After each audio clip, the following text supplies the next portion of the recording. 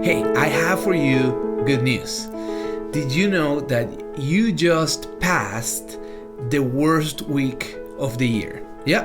What if I tell you that according to some studies, psychologists have agreed that January 24th, which was 2 days ago, is the most depressing day of the whole year. You know, they kind of have their whole formula about it, and they're looking into, weather and financial issues and all the stuff that's going on, and they, somehow came to the conclusion that January 24th is the worst and the most depressing day of the year, and it's gone.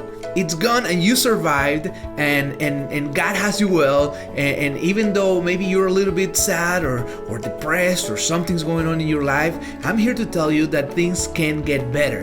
From now on, you can choose to be happy. You can choose to rejoice. Paul, I was reading the Bible, and Paul in Philippians says, "Rejoice in the Lord always." And he says, "Again, I said to you, rejoice." And he's saying rejoice. And this passage is so cool because it's Paul writing us and encouraging us, saying, hey, choose to be happy. This is what I call the choice to rejoice. It's something that you can make part of your lifestyle, the choice to rejoice. What are you gonna do today to be happy? I was reading in a great book.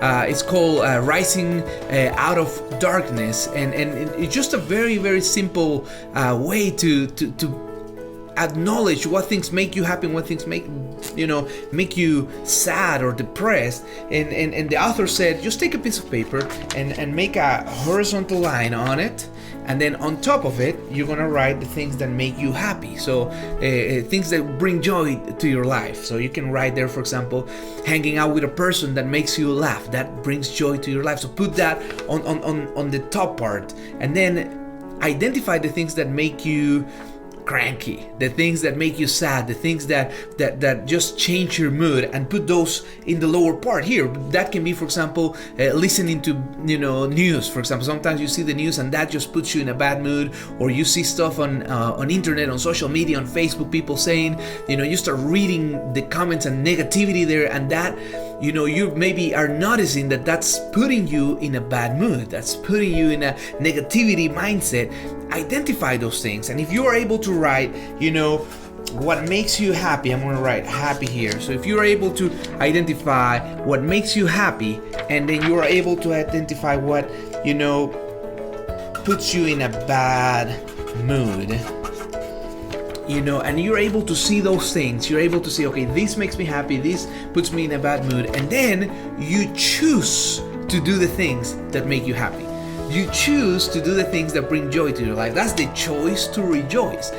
And then you selectively choose not to do the things that put you in a bad mood.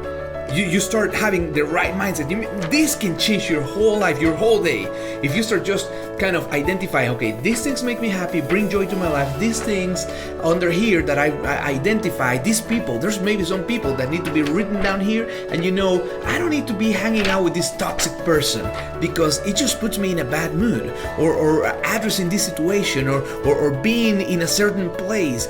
If it puts you in a bad mood, why are you going there in the first place? If hanging out with this person or listening to this person just turns you into a cranky person, then why are you doing it? Choose to do the opposite.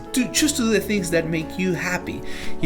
Today you have the choice to rejoice. And the Bible says, rejoice in the Lord always. And then Paul says, again I say, rejoice. So today, it's on your hands. You can do it. And according to the psychologists, the worst and the most depressive day of the year, it's gone. So you have a blank slate. Let's make 2017 the best year of your life. Choose to be happy. Make the choice to rejoice.